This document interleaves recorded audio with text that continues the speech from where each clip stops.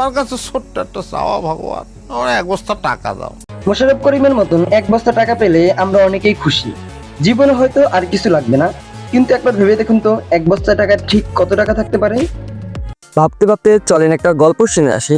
2009 সালের সেপ্টেম্বর মাসে reddish businessman জয়াথান way 2.5 million দামের বাড়ির সামনে নিজের হাতে ট্রিগার চেপে আত্মহত্যা করেন। মিলি সেকেন্ডের মাঝে তার মাথার খুলি ভেঙে তার মগজ ছটকে পড়ে বাগানের ফুলগুলোর উপরে। মারা যাওয়ার সময় তিনি রেখে যান 46 মিলিয়ন ইউএস ডলার, যা বাংলাদেশি টাকায় 504 কোটি টাকা। এবার বলুন, আপনার চাও ওই মাঝারি সাইজের বস্তা কি 504 কোটি টাকা ধরবে?